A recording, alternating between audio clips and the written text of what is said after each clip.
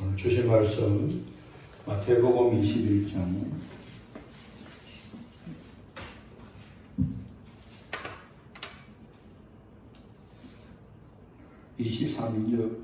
23절에서 32절까지 말씀 보겠습니다. 예수께서 성전에 들어가 가르치실새 대제사장들과 백성의 장로들이 나와 이르되 내가 무슨 권위로 이런 일을 하느냐 또 누가 이 권위를 주었느냐. 예수께서 대답하시되 나도 할 말을 너희에게 물으리니 너희가 대답하면 나도 무슨 권위로 이런 일을 하는지를 이르리라.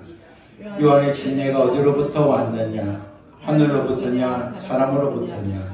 그들이 서로 울나 이르되 만일 하늘로부터라 하면 어찌하여 그를 믿지 않으냐 할 것이요 만일 사람으로부터라 하면 어떤 사람이 요한을 선지자로 여기니 백성이 무섭다 하여 예수께서 대답하여 이르되 우리가 알지 못하노라 하니 예수께서 이르시되 나도 무슨 권위로 이를 하는지 너에게 이르지 아니하리라. 그러나 네 생각은 어떠하냐. 어떤 사람에게 두 아들이 있는데 맏아들에게 가서 이르되 예 오늘 포도원에 가서 일하라 하니 대답하여 이르되 아버지 가겠나이다 하더니 가지 아니하고 둘째 아들에게 가서 또 그와 같이 말하여 대답하여 이르되 실소이다 하였다가 그 후에 뉘우치고 갔으니 그 둘 중에 누가 아버지 뜻대로 하였느냐. 이르되 둘째 아들이니이다. 예수께서 그들에게 이르시되 내가 진실로 너희에게 이르노니 세리들과 장녀들이 너희보다 먼저 하나님에 들어가리라. 요한의 의의 도로 너에게 왔거늘 너희는 그를 믿지 아니하였으니 세리와 장녀는 믿었으며 너희는 이것을 보고도 끝내 뉘우침 믿지 아니하였도다. 아멘.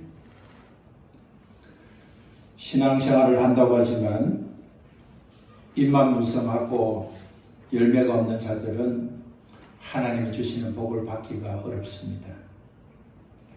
하나님은 신앙생활을 잘하는 것처럼 거치장만 하고 실속이 없는 자들을 저주하도록 내버려 둘 수가 있습니다. 저주를 피하고 복을 받으려면 입만 무성하는 신앙의 거칠애와 또 겉멋을 벗어버려야 합니다.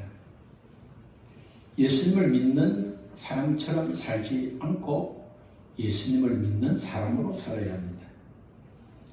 신앙 있는 것처럼 멋을 부리는 것이 아니라 신앙은 하나님을 기쁘시게 하는 열매를 맺고 그 열매 맺기를 힘써야 하는 것입니다. 우리가 열매 맺는 삶을 살려면 우리 일상의 분주함을 정리하는 것이 반드시 필요합니다. 아무리 좋은 과목도 한 가지에 여러 가지 과일이 크게 열리지 못합니다. 그래서 가수원을 하는 농부는 가지를 보면서 그 가지에 가수가 많이 맺혀 있으면 제일 튼튼하고 신신한 것 외에는 다른 것은 다 제거해 버립니다.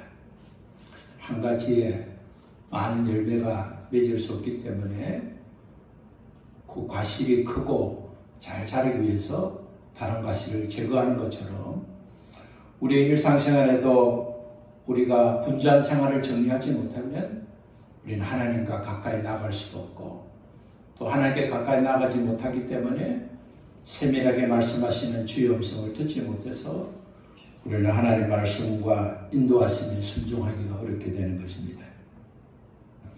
그렇기 때문에 우리가 예수님을 믿고 하나님의 자녀가 되고 우리가 육적인 소유가 아니라 영적인 소유를 채우고 영이 잘 되면 반드시 육이 잘 된다는 사실을 알게 된 사람은 육신의 소욕을 조금씩 버리는 것이 습관이 되어야 합니다.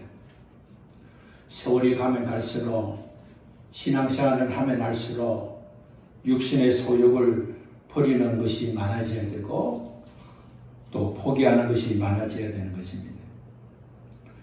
영적인 생활을 하려면 육적인 생활을 환경과 조건을 조금씩 줄여놔야 영적으로 활동할 수 있는 반경이 넓어지게 되는 것입니다. 육신의 소욕을 멀리하고 영적의 소욕을 가지려면 마음과 생각과 뜻을 영적인 것에 집중해야 됩니다. 영적으로 사는 것이 무엇인가? 영적으로 살았던 사람은 무엇을 중요시 했던가? 하나님 말씀 속에서 영적인 사람들은 어떤 일에 매진했는가를 생각하고 우리에게 주어진 시간표를 잘 관리해야 됩니다.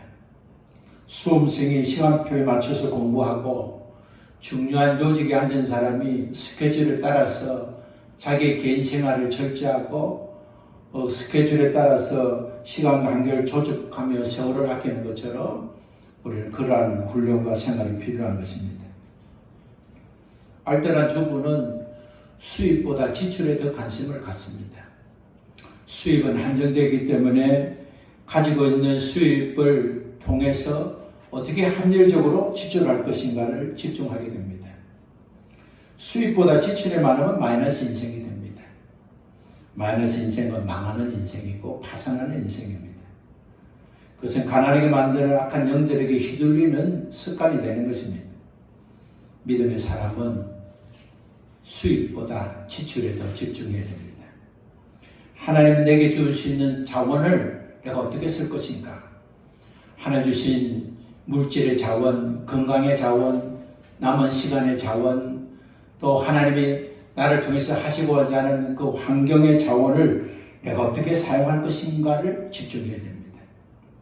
성령님의 인도하심을 따라 살고자 하면 생각보다 많은 것들이 변해야 된다는 사실을 알게 됩니다. 우리가 체질과 체형을 바꾸지 않으면 살던 대로 살 수밖에 없습니다. 사고 싶은 거 사고, 먹고 싶은 거 먹고, 가고 싶은 거 가고, 만나고 싶은 사람 만나면 모든 것들이 허비된 시간이기 때문에 자신이 꼭 써야 될 걸 쓰지 못하게 되는 겁니다. 알뜰한 주부처럼 수입보다 지출이 결코 많지 않기를 결단하고 지출을 줄이고 수입에 비해서 어떻게 요긴하게 살 것인가를 생각해야 하는 것처럼 영적인 사람은 우리에게 주어진 모든 자원을 가지고 영적으로 살기 위해서 육신의 소욕과 이생의 자랑과 하나님이 원치 않는 정욕들을 줄이고 하나님이 기뻐하는 일에 쓰임받도록 살아야 하는 것입니다. 우리는 지금까지 믿었고 믿음으로 산다고 했지만 악한 영들에게 속임받아서 중요한 세월과 시간들을 낭비하고 우리가 하나님을 잘 믿는다고 생각했지만 우리가 하나님을 잘 믿는 것처럼 살았고 우리는 후회할 일들이 많았음을 확인할 수 있습니다. 속고 살면 망합니다. 수익과 다르게 살면 기적이 일어나지 않고 파산하게 되는 것입니다. 우리는 분주한 스케줄을 정리하고 꼭 해야 할 일을 우선으로 정하고 꼭 해야 할 일부터 먼저 시작하고 남은 시간 꼭 하지 말아야 될 것은 할 수 있는 시간들을 없애버려야 합니다. 지금까지는 내가 원하는 대로 살았지만 이제부터는 하나님 원하는 대로 살아야 하는 것입니다. 그러기 위해서는 육신적으로 살았던 것과 결별하고 몸과 마음의 기쁨을 주었던 것은 결별하는 마음을 가져야 됩니다. 악한 영의 지배를 받았던 우리의 과거의 습관과 가치와 결별하지 않으면 우리는 입만 무성하고 열매를 맺지 못하는 그러한 무화과 나무처럼 되고 말 것입니다. 예수님은 3년의 공생애를 시작한 동안에 3년 동안 하나님의 말씀을 전하시고 가르치시고 병자를 고치시고 우리에게 천국을 사모할 수 있는 기회를 주셨습니다. 마태복음 21장은 예수님께서 하나님의 자녀로 예정된 자, 또 천국을 사모하는 자들에게 구원을 주시려고 생애 마지막 한 주간을 예루살렘에 생했던 사역들을 기록하고 있습니다. 예수님이 먼저 예루살렘에 올라가셔서 예루살렘 성전 안에 있는 만민이 기도하는 집을 강도의 소굴로 만들었던 곳을 청소해 주었습니다. 예수님은 성전 안에 들어가서 환전하는 자들과 비둘기를 매매하는 자들의 의자를 둘러보시고 만민이 기도하는 집을 강도의 소굴로 만들었다고 책망하시고 그들을 쫓아내셨습니다. 주님이 그렇게 하실 때 성전 안에는 앞을 보지 못하는 맹인과 바르게 걷지 못하는 자들이 주님께 나아갔습니다. 우리가 건강할 때 주님께 나아가지 못하는데 우리가 건강을 잃었을 때 주님을 나아가는 것은 축복입니다. 우리가 부유할 때 주님을 알지 못했지만 가난함으로 주님을 알게 된 것은 가난이 축복입니다. 대제사장과 서기관들과 지식과 지혜가 충만하고 많이 배우고 똑똑한 자들은 주님 모시고 주님의 성전에 계었지만 알지 못했지만 그러나 오히려 앞을 보지 못하는 맹인이 바르게 걷지 못하는 그런 벌이가 옳지 않는 자들이 오히려 주님께 나아가서 주님께 은혜를 받아서 보게 되고 걷게 되었습니다. 이것을 본 어린아이가 호산나 다윗의 자손이라고 찬양했습니다. 너무나 아이러니하지 않습니까? 성인이 되고 말씀을 알고 메시아를 기다렸던 대제사장과 서기관이 예수님이 행하신 것을 보고 호산나 다윗의 자손이라 한 것이 아니라 어린아이가 예수님이 고치시고 예수님이 행하신 걸 보고 이분은 바로 우리가 기다렸던 메시아 호산나 우리를 구원하여 주옵소서 다윗의 자손 메시아라고 찬양을 하게 된 것입니다. 메시아를 알아보는 것은 성경을 연구하고 성경을 가르친 자가 아는 것이 아니라 우리 주님을 바르게 바라보고 믿음을 소유한 자가 우리 주님을 바르게 알 수 있는 것입니다. 우리 주님은 어린아이와 같이 되지 않으면 천국에 갈 수 없고 어린아이같이 겸손한 자가 들어갈 수 있는 것이 바로 천국이라고 왜 말씀하시는지 오늘 말씀을 통해서 우리가 다시 한번 생각하고 이해할 수가 있습니다. 놀랍게도 메시아를 기다리고 메시아를 전거하고 메시아를 가르쳤던 대제사장과 서기관들은 예수님이 행하신 일을 보고 이상히 여겼고 그런 어린아이는 예수님이 행하신 것을 보고 찬양을 드렸습니다. 대제사장과 서기관들은 어린아이가 찬양을 보고 이상히 어린아이를 보면서 분노하고 예수님께 어린아이가 당신을 찬양하는 것을 보지 못하느냐고 오히려 책망을 했습니다. 어린아이같이 겸손하지 않으면 주님께 나아가지 못합니다. 어린아이같이 겸손하지 못하면 주님이 주시는 기회를 놓칠 수가 있습니다.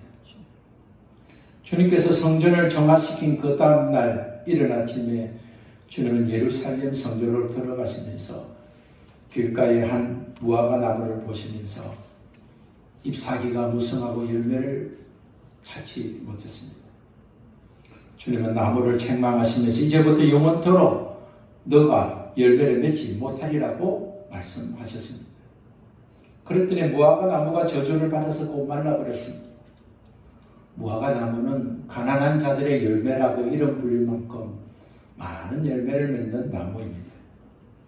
그리고 무화과 나무의 특성은 열매부터 맺고 잎이 무성하게 되는 것인데 여기는 잎만 있고 열매가 없는 것은 우리 주님의 책망을 받을 만한 상황이 되었습니다.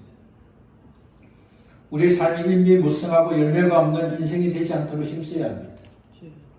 하나님께서 우리에게 허락하신 기회의 시간은 넉넉하지 않습니다.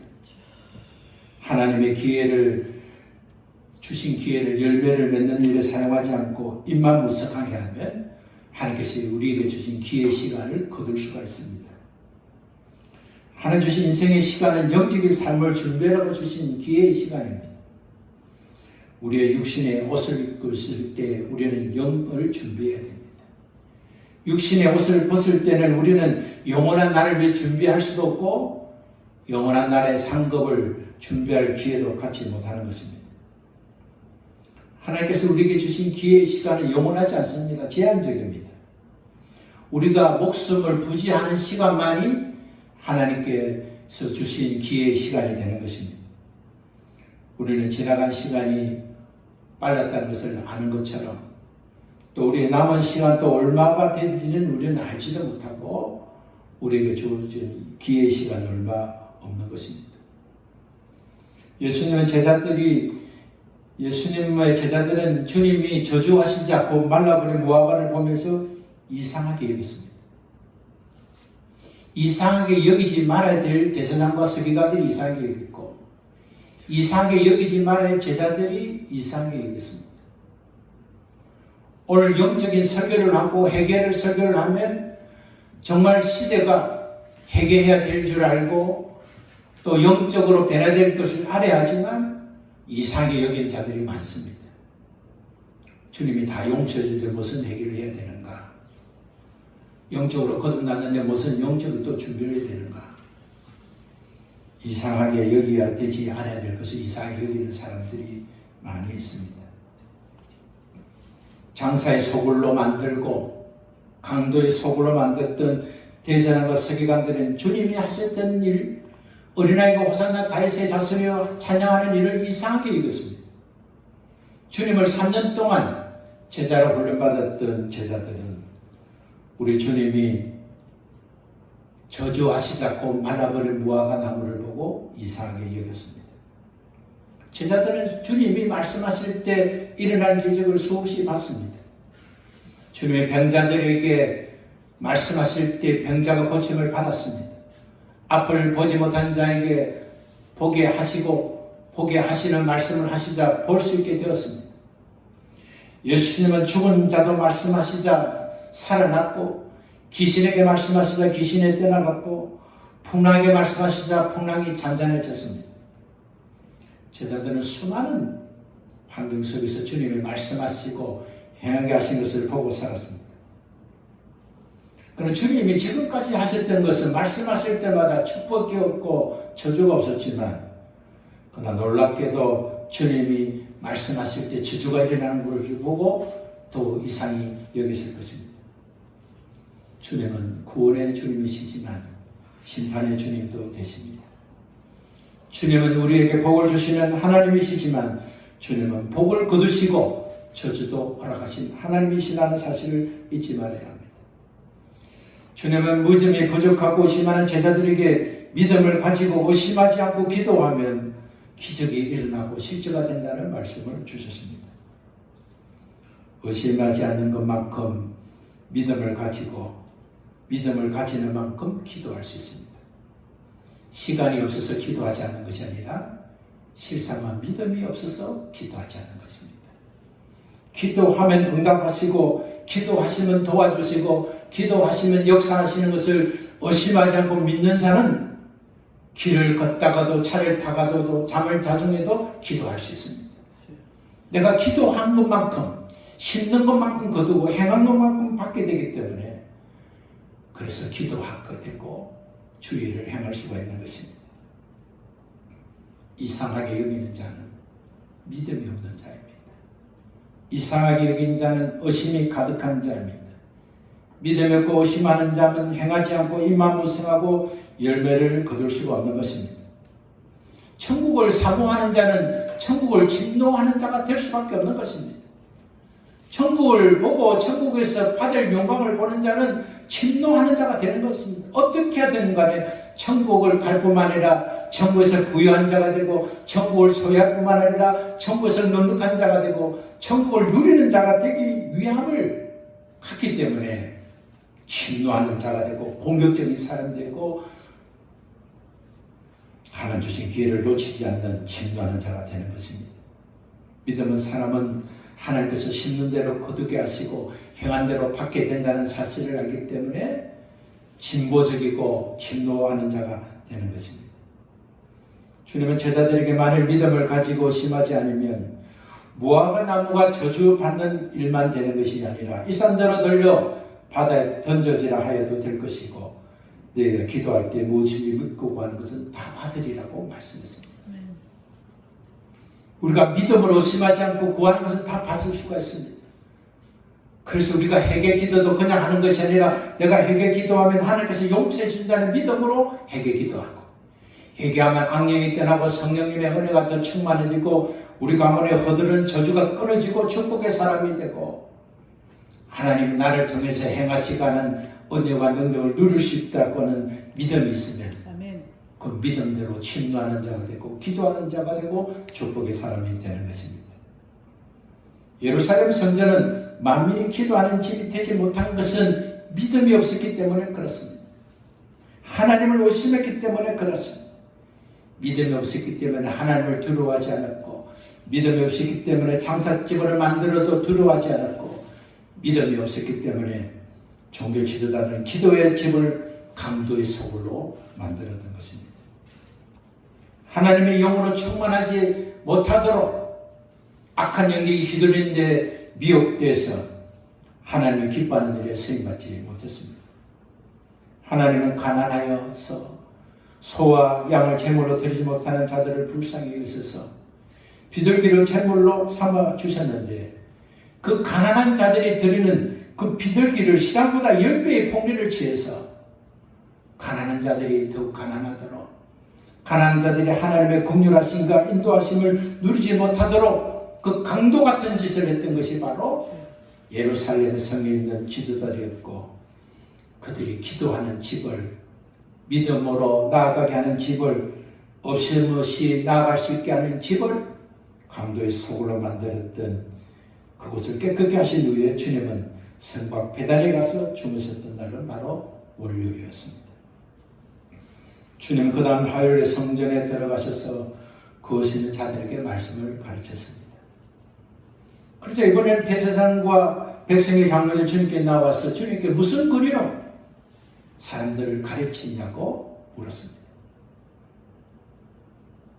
주님은 그들이 무슨 의도로 주님께 말씀하신 것을 알기 때문에 오히려 그들에게 반문했습니다. 나도 할 말을 너에게 묻는 것을 너희가 대답하면 나도 무슨 권위로 이런 일을 하는지 이르리라고 말씀했습니다. 그들이 주님께 무슨 권위로 이렇게 가르치냐 묻는 질문에는 두 가지 함정이 있습니다. 첫째는 우리 주님이 하나님께로 권위를 받았다 하면 신성모독죄로 주님을 잡을 생각이고, 두 번째, 사람에게 받았다면 불법 해결을 한 것이기 때문에 주님이 어떻게 대답하든 하나님께 받았다 해도 문제를 삼을 수 있고 사람에게 받았다 해도 문제가 되기 때문에 그들이 이런 질문을 한 것을 주님이 아셨습니다. 당시 성전에서 사람들을 가르치려면 랍비의 자격이 있어야 되었습니다. 랍비가 되려면 엄격한 과정과 고시를 거치고 공회에서 안수를 받아야 랍비로서 그 일을 할 수 있는데 예수님은 랍비의 자격을 거치지 않았던 것을 그들이 알기 때문에 그들은 공적으로 가르치었다는 사실을 알고 그렇게 질문한 것입니다.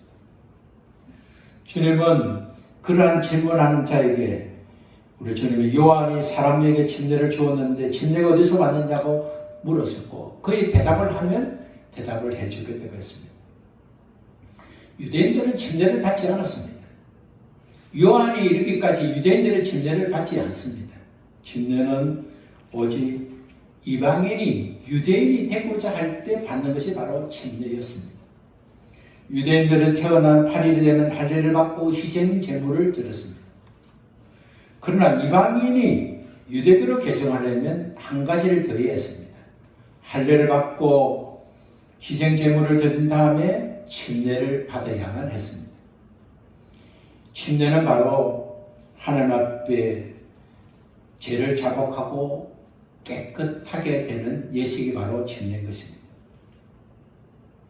유대인들이 침례를 받은 것은 그들이 이방인이기 때문에 침례를 받은 것이 아니라 요한의 메시지를 듣고 침례받고 회개하고 침례받아서 하나님 앞에 구원을 받으라는 메시지를 듣고 그들이 감동되어서 우리는 이방인과 다를 바가 없다.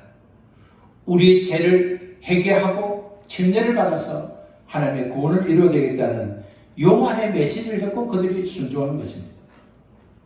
주님은 제사장과 백성의 장로들에게 침례는 어디서부터 왔는지를 질문하게 되었습니다. 그들이 이 질문을 받고 요한의 침례가 하나님께로 왔다고 만약에 말을 한다면 하나님께 왔는데 왜 당신들은 침례를 왜 믿지 않느냐 그렇게 할 것이고 또 침례를 사람에게 왔다 하면 또 침례하는 모든 백성이 선지자로 알고 있는데 선지자는 하나님이셨는데 그러면 자기가 임의로 같이 선지자로 살았단 말인가 어떻게 요한을 그렇게 욕되게 하느냐 하고 백성이 반대하고 문제를 삼기 때문에 백성이 두려워서 자신들이 원하나서 우리는 요한의 글이 어디서 왔는지를 모른다고 대답을 했습니다. 하나님께로 왔다 하면 왜 요한을 믿고 요한이 예수 그리스도를 전거하고 오실 메시아 예수님을 전거했는데 왜 나를 믿지 못하느냐고 우리 주님이 말씀하실 것이고, 사람에게 왔다면 그가 선지자인데 어떻게 사람께 왔느냐고 사람들이 반문하고 문제가 되기 때문에 백성들이 무서워 그들은 아무 말도 못하고 저는 알지 못한다고 대답을 했습니다. 예수님께서 지금 말씀을 가릴 때 예수의 주변에는 사람들이 지금 많이 모여 있습니다. 장로들과 지금 백성의 장로들이 예수님께 지금 반문을 하고 문제를 삼아서 백성들이 보는 앞에서 문제를 삼으려고 했는데 예수는 오히려 많은 청중들이 보는 가운데 이 종교 지도자들이 문제가 있다는 것을 지금 지적하고 계시는 것입니다. 제사장과 백성의 장로들은 사람들이 보는 앞에서 예수님을 잡아가기 위해서 맹문을 만들려고 하셨는데 주님은 오히려 질문을 통해서 그들을 당황하게 만들었고, 청중들에게 유대 종교 지도자들의 실체를 분명히 밝히면서 종교 지도자에게 더 이상 속지 말게 하시려고 오늘 두 아들의 비유를 말씀하셨습니다. 예수님은 그들에게 물었습니다. 어떤 사람에게 두 아들이 있었다. 아버지는 큰 아들에게 아들아 내 포도원에 가서 일해라 그렇게 말을 하자 아들은 예 아버지 제가 가겠습니다 하고 가지 않았습니다. 그래 아버지는 둘째 아들에게 말합니다. 아들아 오늘 내 포도원에 가서 일해라. 그래서 둘째 아들은 싫어요. 저는 싫습니다 하고 거절했습니다. 그러나 둘째 아들은 싫다고 말했는데 돌아서 가만히 생각해 보니까 내가 아버지한테 잘못했다는 생각을 가지고 뉘우치고 포도를 가서 일했다. 그러면서 너희들은 두 아들과 누가 아버지의 뜻을 따랐느냐고 묻습니다. 그러자 그들은 둘째 아들입니다라고 대답합니다. 그래서 예수님은 그들에게 말합니다. 내가 분명하게 말한다.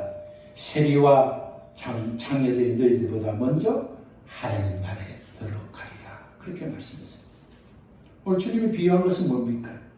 첫째 아들은 제사장과 서기관과 백성의 장로처럼 지도자들입니다. 누가 봐도 하나님을 잘 믿고 누가 봐도 하나님 말씀을 순종하는 자들이지만 그들은 하나님을 순종하지 못했고, 세리와 장녀들은 돈과 음욕에 휘둘려서 누가 봐도 욕을 들을 짓을 했습니다. 어떻게 하나님의 자녀가 되면서 돈을 그렇게 밝히고 백성들을 짓누르는 세리로 살 수 있는가? 어떻게 장녀로 살 수 있는가? 손가락질 받고 그런 자들이지만 그들은 침례 요한의 가르침에 순종해서 그들은 죄를 뉘우치고 침례 잡고, 그래서 오신 메시아가 바로 예수님은 사실을 알고 주님을 따랐던 자들이기 때문에 그들이 바로 천국에 들어가고 너희는 천국에 들어가지 못한다는 사실을 말씀해 주었습니다. 오늘 본문의 말씀은 우선권이 장례의 우선권, 세리에만 우선권이 있다는 것이 아니라 너희들은 천국에 들어가지 못하고 너희들이 천국에 들어가지 못한다고 하는 저 세리와 장녀들이 천국에 들어간다는 사실을 말씀해 주었습니다. 세리는 재물에 대한 욕심 때문에 장년의 음란 때문에 하나님의 의의 요구를 거절했지만 그들은 메시지를 듣고 회개하고 과거를 청산하고 주님께 편입됨으로 그들은 복을 받는 자가 되었습니다. 주님 말씀한 둘째 아들은 세리와 장녀 같다는 말씀이었습니다. 침례 요한은 하나님 뜻을 온전히 수행하기 위해서 의와 도를 주기 위해서 이 땅에 왔습니다. 그래서 침례 요한은 하나님의 의로우심과 하나님 주신 길을 말씀해 주었고, 하나님의 의로우심과 길을 듣게 된 세리와 장녀들은 요한이 전해준 메시지를 듣고 회개하고 침례받고 주님을 따르고 새 사람이 되었으므로 축복의 사람이 되었습니다. 지금까지 우리가 어떻게 살아온지는 중요합니다. 그러나 더 중요한 것은 지금부터 어떻게 살 것인가가 더 중요합니다. 첫째 아들처럼 믿음의 가정에서 태어났고 믿음의 유산을 받고 믿음으로 훈련받았다 하더라도 하나님을 온전히 따르지 않고 이대로 믿고 살면 된다고 회개하지 않고 사는 인생이 되겠습니까? 아니면 출생과 성장은 잘못되었지만 마치 세리와 장녀처럼 살았다 하더라도 회개하고 하나님의 말씀을 듣고 하나님 주신 뉘우칠 기회를 놓치지 않고 뉘우치고 회개해서 하나님의 축복을 받는 자로 살겠습니까? 그것은 우리의 선택에 있습니다. 주님께서 우리에게 주신 놀라운 축복은 지금까지 살았던 삶을 뉘우칠 기회를 주신 것입니다. 뉘우치 회개하고 주님을 믿는 자들은 구원을 받습니다. 아멘. 뉘우치 회개하는 자들은 악한 영들로부터 자유하게 되는 것입니다. 우리의 살 길은 믿음만이 우리의 살 길입니다. 우리의 살 길은 의심하지 않고 믿는 믿음을 가지고 하나님 앞에 회개하고 주님 앞에 철저히 죄를 뉘우쳐 회개하는 기회를 놓치지 않는 것입니다. 지금까지 살아온 삶을 돌아보면서 가문과 가정과 내 자신이 불러들인 죄를 뉘우치고 회개하고 용서받아서 하나님의 거룩한 자녀가 되어서 나로부터 지금까지 내가 살아온 아픔과 슬픔의 삶을 청산하고 이제부터는 나는 축복의 자녀가 되어서 아멘.